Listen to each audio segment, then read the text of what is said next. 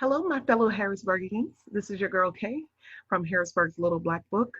Tonight, I have a special guest with us, and I think that is a very important guest.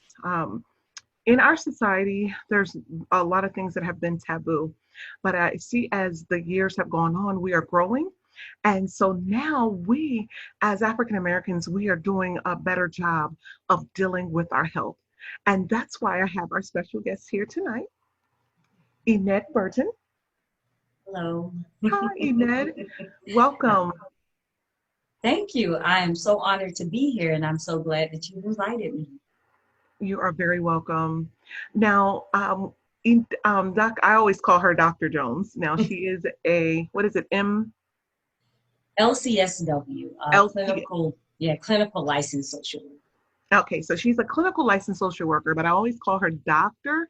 Burton because her experience is so great. And the good thing about it is I've experienced her technique, I've experienced her insight and knowledge.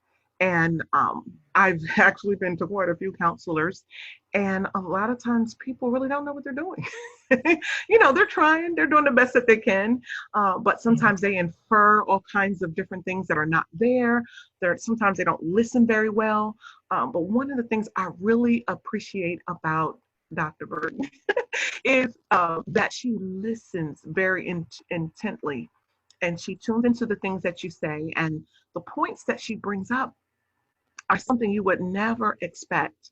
Now, when she's being a friend, she'll give you advice as a friend.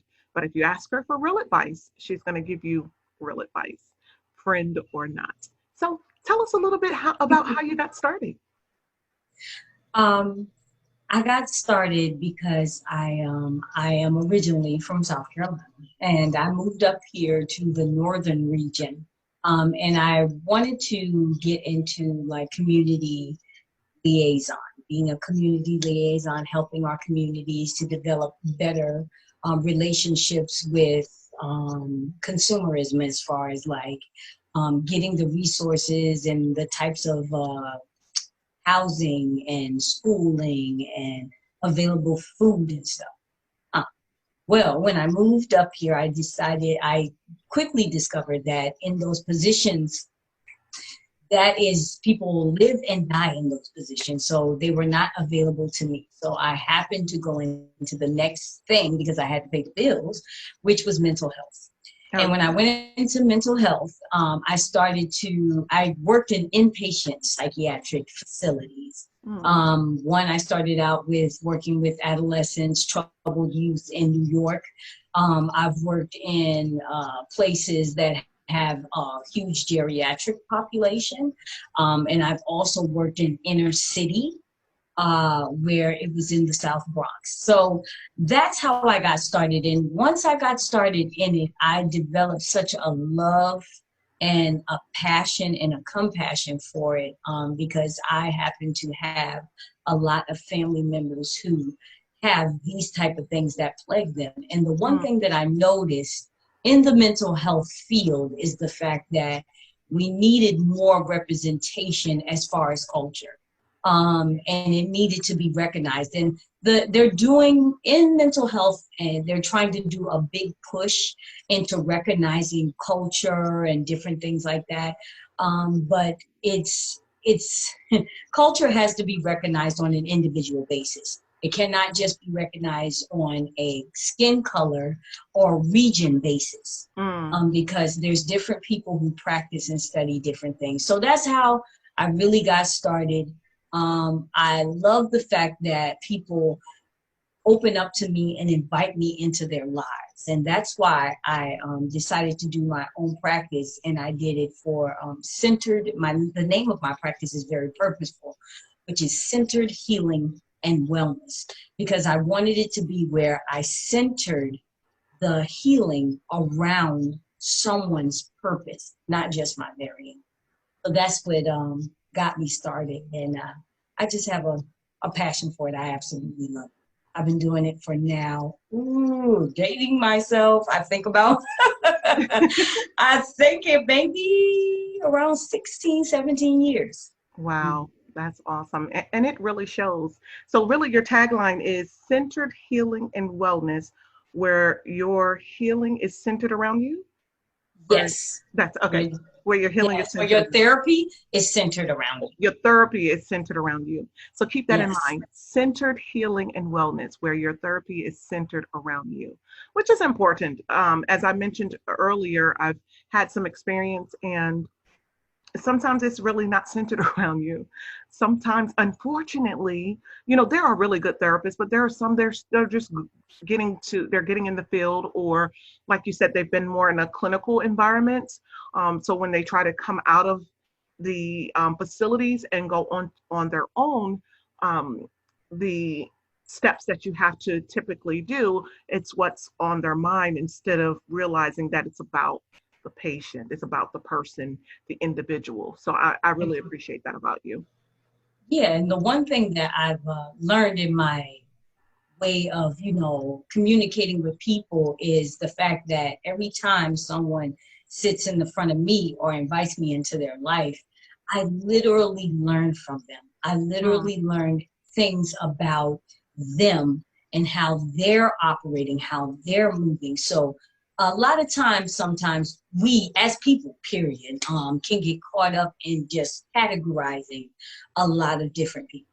mm, And when it comes to individualism, you never ever know how that person feels. It could be different from the way that the normal group would feel. mhm, And they're dealing with things differently. mhm. So with that being said, I just really, I love the fact that I have been educated for about 18 years with several different people on how to approach certain situations. And that's something that is just priceless. You can't, that experience, you can't write that in a book. You can't hide that. It's priceless. Yes, and I totally agree with that. This is why, my fellow Harrisburgians, I wanted to bring she's actually an LCSW.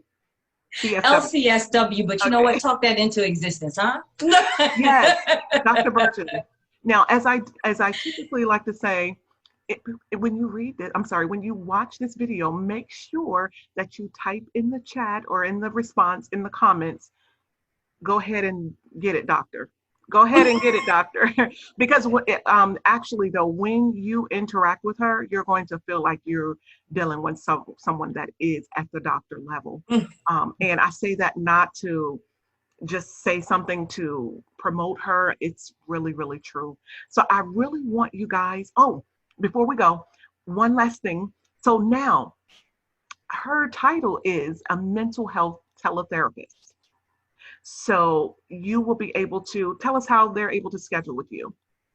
How they're able to schedule with me is that they can look up LinkedIn. I have actually a LinkedIn page which goes to my website, and it has all my information as far as my number on it and everything like that. Um, and they can get to me and say, and I will answer the phone, and then I can schedule them based off of the insurance that they carry and everything else like that. We'll discuss how those things will be over. Okay. So as you heard, she does accept insurance. So actually what will happen is after this, I will add her page to the offers tab on here on Facebook, and you will be able to click right on her link and go straight to her website and schedule an appointment with you. She's very professional. If there's anything that comes up, any changes, she'll let you know. She'll reach out to you, so you don't have to be concerned. You're in good hands. I just want you guys to really reach out to her. Again, this is Enid Jones Burton, and she's a mental health teletherapist. Whatever you're dealing with, whatever you want to talk about, she's there for you. Can I This, just say one more oh, thing yes, before we ma'am. end? The one thing that I wanted to say that I didn't get to say, I totally forgot, is the fact that also in a lot of different cultures, there's a stigma attached to mental health. And the one thing about it that I always promote and say is the fact of, if you can take care of a tooth, you can take care of a heart and a kidney, there's another organism that needs to be taken care of Hmm. that can dictate how the rest of your body interacts, and that's the mind. There's nothing wrong with that. All right, that's awesome. My looks like it froze for Mhm. just a moment. So can you just say that last part once again? I do apologize. Oh, okay, no problem. What I was saying is that what I like to promote all the time is no stigma or stigma free from mental health. And so that, with that being said, that it's the mind is an organism in the body that can dictate the rest of the body shutting down and not functioning properly. Mm, So we got to make sure that we take care of our mind as well as our hearts, our arms, our teeth, everything else about us. The mind is a very important thing. And so there's no stigma or shame attached to it. that's right. That's right. The mind is an important thing. So, all right, fellow Harrisburgians, remember centered healing and wellness, where your therapy is centered around you. This is your girl Kay Harris at Harrisburg's Little Black Book, and we'll see you again real soon. Have a good night.